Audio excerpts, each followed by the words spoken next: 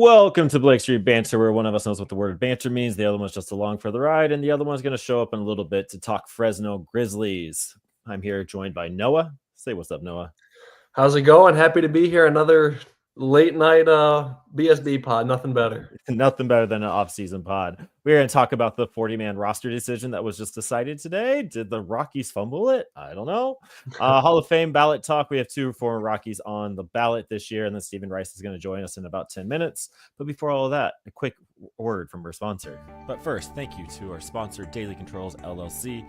Are you ready to perform and transform your industrial process into seamless symphonies of efficiency and precision? Look no further than Daily Controls LLC. Daily Control services include PLC programming, HMI design, vision inspection systems, robotic integration and programming, control panel design and fabrication, system integration, and troubleshooting and support. If your push buttons aren't blinking or your robots aren't cooperating, trust Daily Controls to get your equipment running smoothly. For more information, go to dailycontrolsllc.com or email info@dailycontrolsllc.com. Go ahead and email the man Daily Controls and let him know that BSB sent you. Noah, you get to choose. Where do you want to go? Do you want to go 40-man? Do you want to go Hall of Fame? What do you want to talk about first? I think we can talk Hall of Fame, really.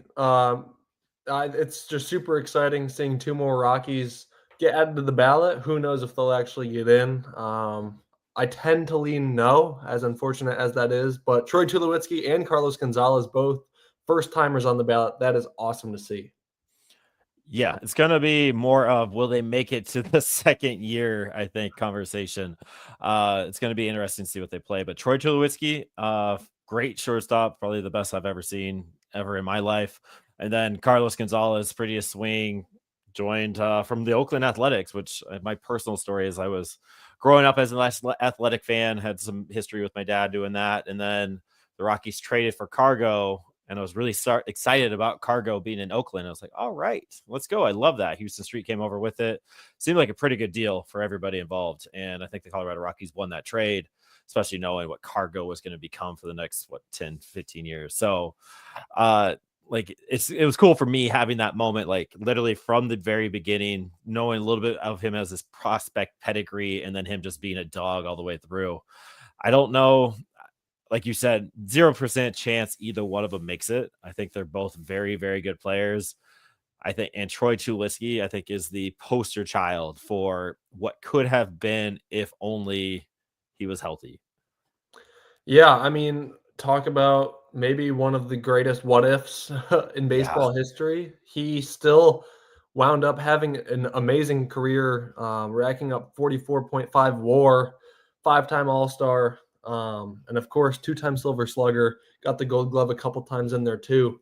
But it was as soon as his knees went, it was tough to keep him out there on the field. And of course, playing all your games at altitude doesn't do the body any favors. And so kind of a weird ending there before he went to the Blue Jays. Got to play some postseason ball there, which is awesome. But, I like to imagine that if he were to get in, like, would he wear the Rockies hat? I would hope. That was going to be my question for you. Would he smash all beefs and say, "Hey, I'm a Rocky"? I mean, there's just no way you could spend how long he did with Colorado and then put on a Blue Jays hat going into the Hall after 2 years with them. Yeah, 2.5 years with the Jays, 9.5 with the Rockies. I agree, but bad blood's bad blood, right? Like, granted that regiment's gone, right? Brightich and the crew is not here anymore. Yeah. But and I remember the day he was traded because I was just a young Rockies fan. And so when Tulo got traded, I woke up and I was really, really upset because I still thought we would win every single game, every single night. I thought, the playoffs were always going to happen. And so because of that trade, the Blue Jays actually became my AL team. And so now whenever people ask, behind the Rockies, who would you choose? I'm still a Blue Jays as my AL team, and they've kind of been disappointing. But watching Bo Bichette go over there was a little bit more of a storyline for me to like them. I don't know. Do you have any second team? I don't even know this. The Tigers? Yeah, it's the Tigers. Yeah. Hands down the Tigers.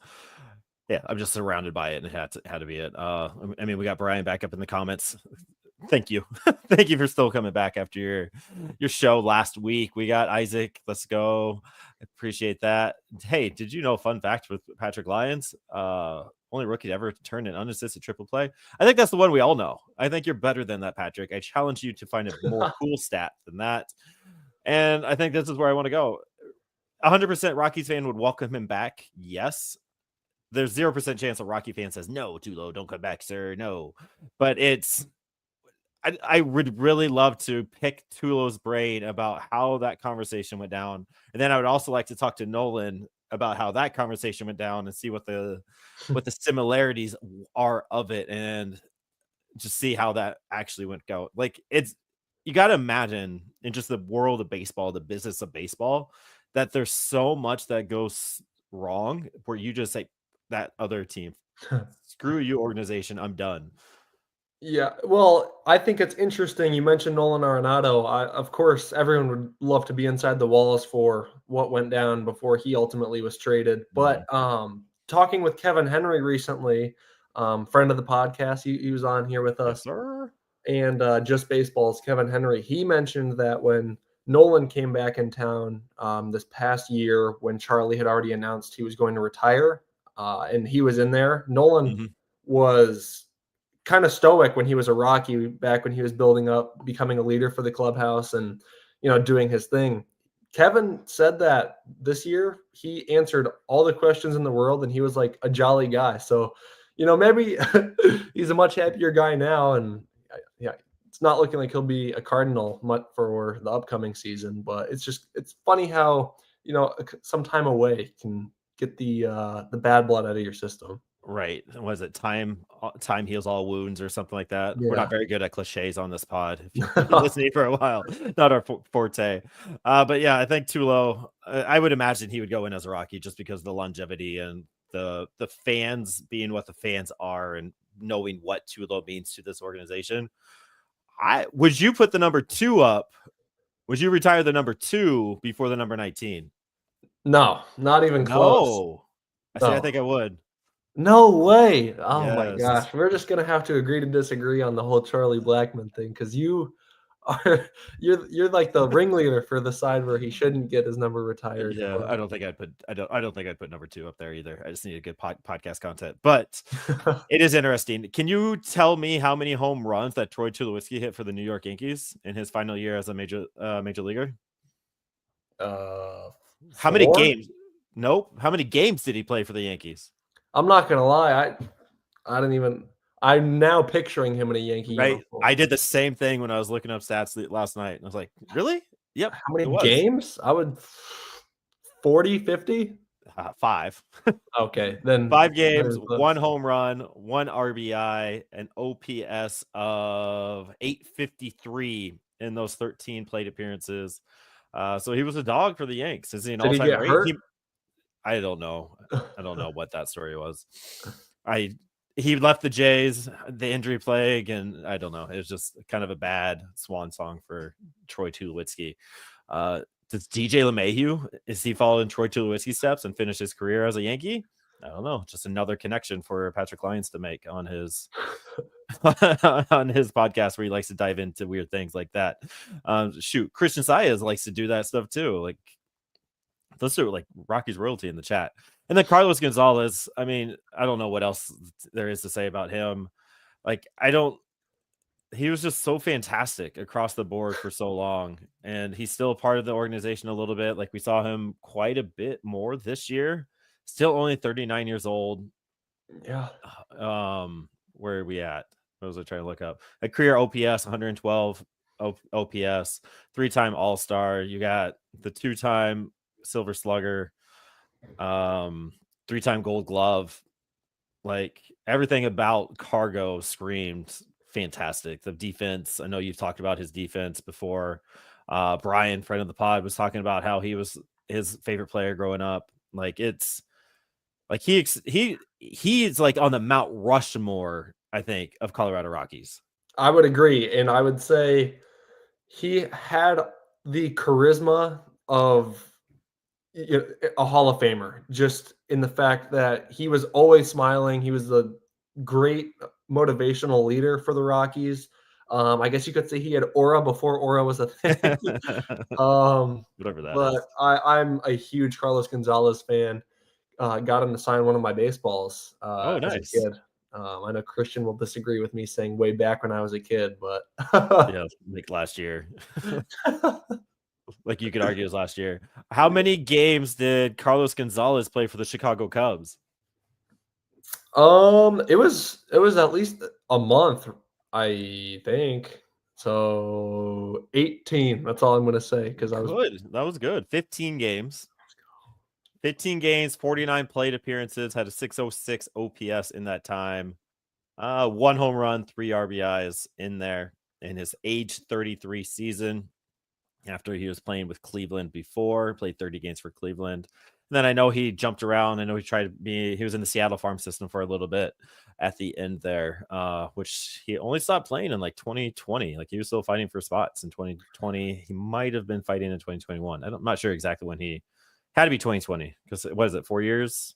yeah. What's the mark? I think it's 4 years.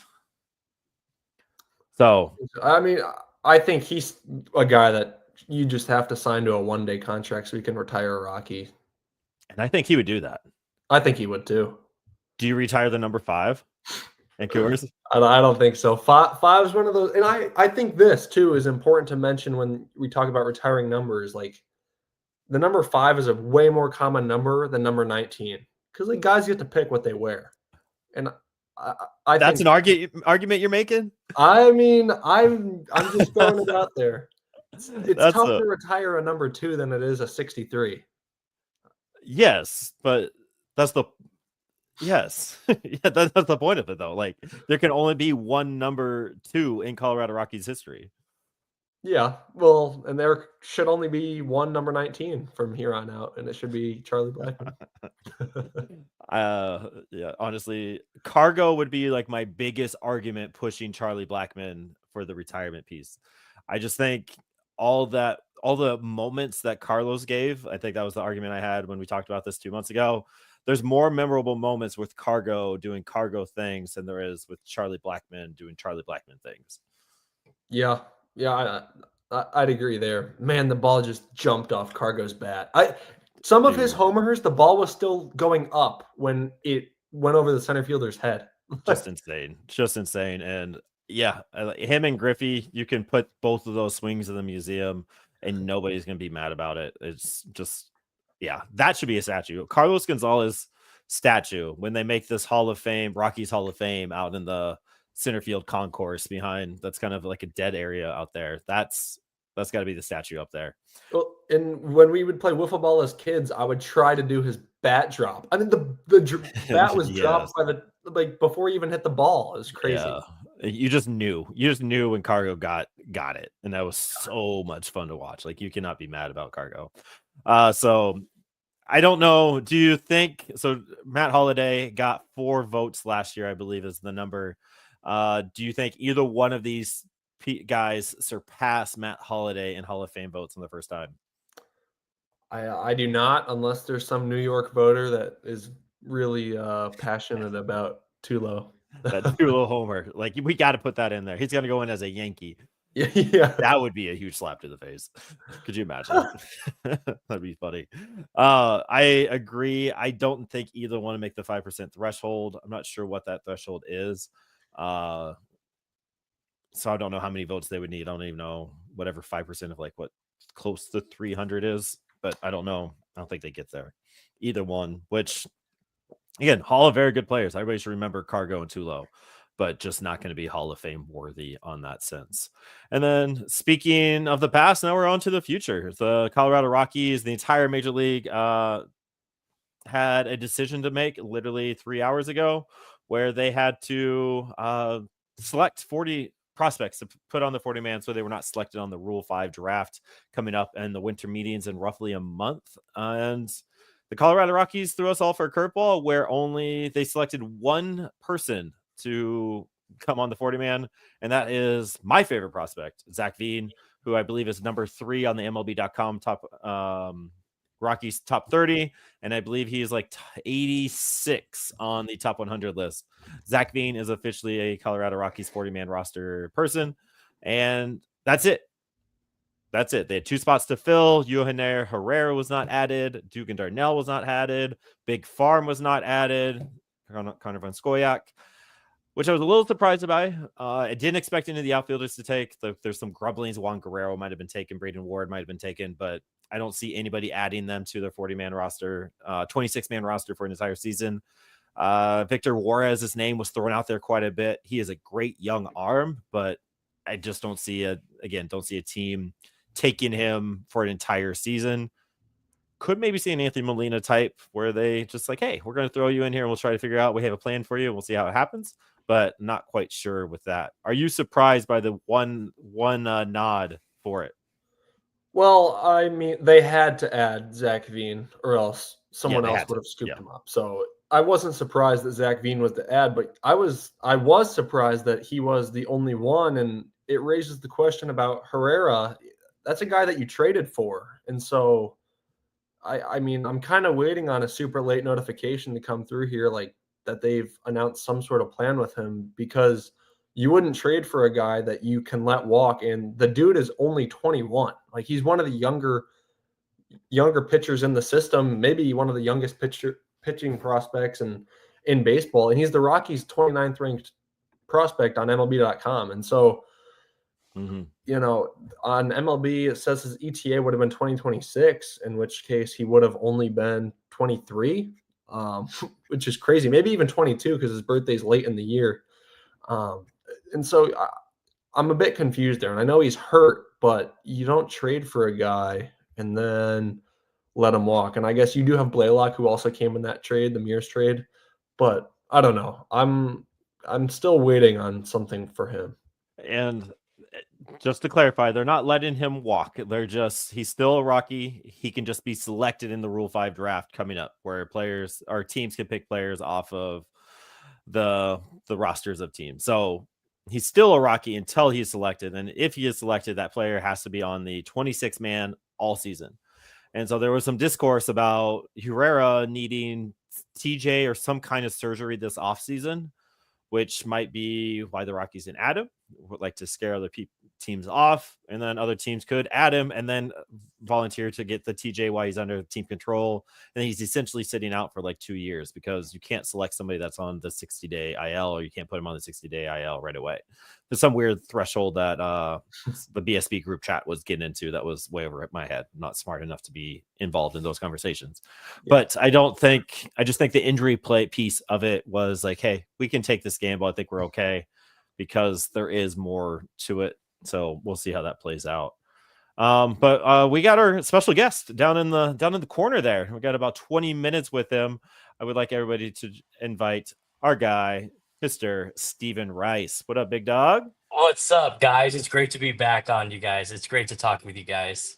Yeah, I'm glad we're making this happen. It's a little late. We like to do our team recaps a little bit sooner, but our schedules weren't lined up. You've been busy making life changes. Yeah. You are officially engaged. We love here. Congrats, big dog. Thank you so much. Appreciate it. Super happy for you, man. I appreciate that. It was just an amazing time, and time's right, and another great person to add to the crazy family that we have already. So did she get a word in between you and your dad? No, never. No, but Dad is a bigger fan of her. You know, we started work the other day. Dad calls and says, "Hey, how's your work going?" Not me, the fiancés. It's just how it is. But I'm so happy that Molly said yes, and it's a pretty surreal moment. I can tell you that. Yes. Take a deep breath now. It's going to get chaotic. And as it gets closer and closer and closer, it's just going to be chaos. And you're going to be questioning like why you even did this. Why didn't you just elope? But take it all in. My one advice when that wedding day happens is take a step back, take a breath, and just take a moment for your time. Take it all in. Make sure you appreciate that moment, because sometimes you get lost in that day.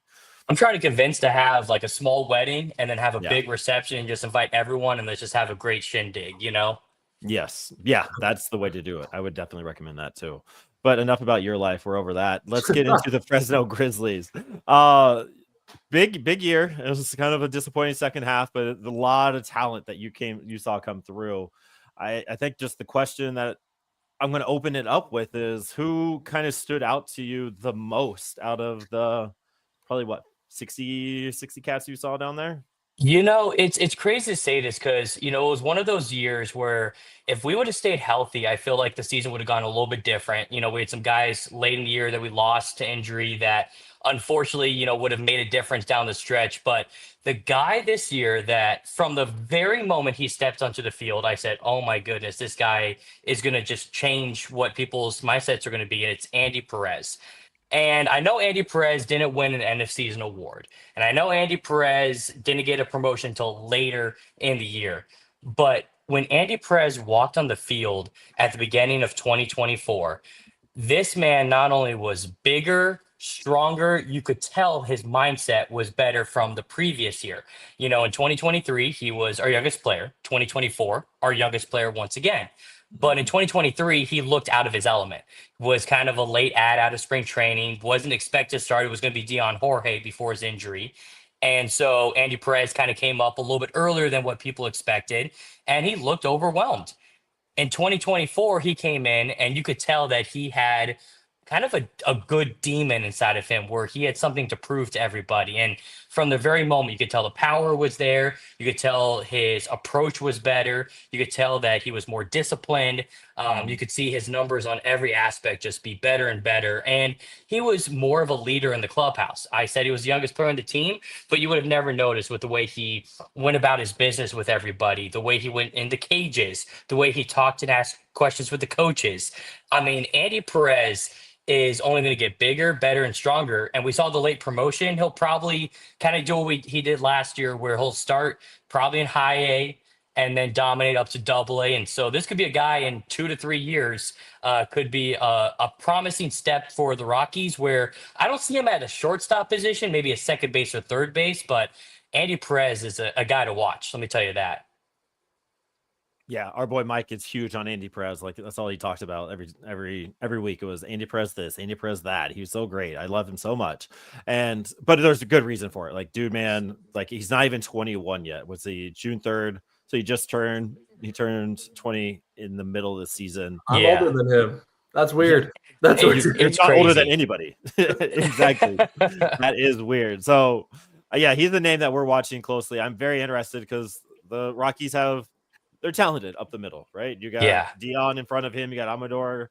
You got Ryan Ritter. You can just keep going down the list. Like you have some dogs in front, but that third base, minus Kyle Karros, is kind of open. So it kind of be interesting to see if they move him over to the hot corner there.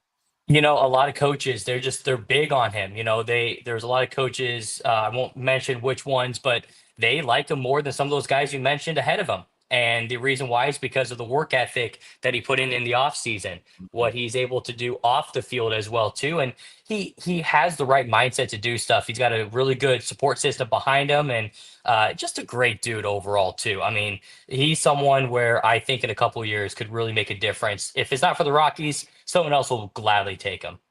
Yeah. I'm glad you talked about him too, because my question for Andy was give us more on Andy Perez. So you checked that little box for us there. Perfect. Yeah. So like the pitching staff was pretty intriguing. Like our boy Jace Kaminska was a dog. He's an awesome cat too. I'm glad he was able to come on the pod and talk to us. Friend of the pod forever now. But 5 players played more than 100 games. There's the question. But the consistent rotation, Perez, Pacheco, Mahoney, Kaminska, and Kopay all have their own little specialty, little bit. Yeah. Like we talk about Pacheco, Mahoney, Kaminsky, and Kopay quite a bit. But looking at Brian Perez's stats, they're not outlandish. They don't blow me away. The whip's a little high. The ERA is a little high. But there's a reason he was able to go 120-ish innings across a full season. I think the first thing was Brian Perez was very cautious. I think, kind of like Andy Perez, a little bit younger, kind of a little bit out of his element, a little bit in his first year in single A, but you could see where all the pieces are. And I don't know if you know the background, his relation to Edison Volquez. But, no, he's the nephew of Edison Volquez. So okay. So he's got the pedigree behind him, and so that's his idol. So when you have a mentor that can help you in and out of the season, it's really going to help you be very successful and find ways to show the numbers. But the thing that he did so well was the consistency. We knew we were going to get 5 to 6 innings, and he was going to give up 3 earned runs or less. There's our beautiful cat. He had to come say hi at some point. That's Marshall. He What's up, uh Marcel? he always wants to say hi. We're still changing things up at this house, but but Brian Perez was someone where you knew what he was going to get out of him, and so as a team, all right, you're going to give up 3 to 4 runs with him. All right, so that means you have to score 5 to win. And Yeah. it's nice when you have a pitcher that when you come in, you know what you need to do to be successful, and to have that consistency in and out was just something that we really needed. But let me tell you, the fastball and the sinker combo was something that I don't think people realize how legitimate it is. For a guy his age to have the movement on his stuff and the ability to get there it's unbelievable. Yeah, the whip was a little high. He was a little walk prone, little hit by pitch prone, but with the movement on his stuff, you could see why he definitely wanted to, be in control. He wanted to tell the guys, hey, I'm not afraid to go inside on you guys. I'm not afraid to work the zone with you guys. And by attacking the zone as much as he did, he was a little bit wild at times. And so I think that is something that you're going to see in future years is ability to throw more strikes. But at the same time, too, you can't forget that arm. I mean, it is a special play right there, too. And something at the end of the year I think was really interesting was he actually became one of the few players on our team that was becoming more proficient in English. And so I think Mm. that will allow him to work with the catchers down the line that he'll see. And, now with Drew Romo and everyone in between up at the upper levels, he's going to be able to speak with them a little bit easier, which then it's going to allow for the better ability to pitch. Yeah, love that. Yeah, just the comfortability and the being able to speak the language. Like, I'm sure that comfort zone comes into play more than we think it does. Yeah. And yeah, so going back to my other part, the 100 games this season, like you saw, Yeah. Tenna, Perez, Wimmer, Hobson, and Hinchman all play 100 games. I don't know if there's a quicker combo than Tenna and Hobson out in center/right field. Like, just insane. Like, Tenna became Yeah. a fan favorite of mine real quick. Oh my Um, goodness. but like, briefly, because I have other questions. I got you for 10 more minutes. Well, what about Braylon Wimmer splitting between third base, shortstop, big pedigree from South Carolina? What more do you got for us on Braylon there? He's someone where the game is kind of too easy for him. You see a guy sometimes and you kind of go, okay, when you're on, you're on. You're not gonna make a lot of mistakes. You're gonna be someone that's gonna be playing in and out very easily. But when he figured things out, when he was able to hit the fastball well, when he was able to find the changeup in the zone, there was not a better player in the game. And I think Braylon Wimmer, people don't realize this, but I think he had a chance to win MVP this year. And that just shows the level that he was at times. And yeah, we saw some mistakes from him. And I think long term, he's definitely going to be a third baseman or shortstop long term. But he's a big body guy. He has the ability to do a lot of amazing things. And I think he's someone where I think the Rockies have a steal. And he's Yeah. very similar to a Ryan Rader, where he's a college guy who knows how to hit. The fielding's going to be there always. He can run the bases. I mean, this was a guy, at one point, I asked Wimmer, I said, have you ever ran this much in your career? And he goes, in college, my most stolen bases was 16. He was in the mid 30s and almost reached into our top 10 for Yeah. stolen bases. What he was able to do on the base paths speaks volumes to his game and what he showed in the future, to be honest.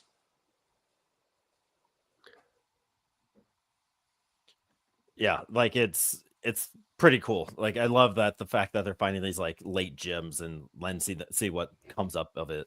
Like, imagine Wimmer third base, Karros over at first. I know Karros doesn't want to go to first, but you have some talent there. Yeah. There's our boy EJ. He finally got out of Fresno. He was spent way too long in Fresno. How excited are you for EJ Andrews to get that call up to Spokane? EJ Andrews, the future is so bright for him.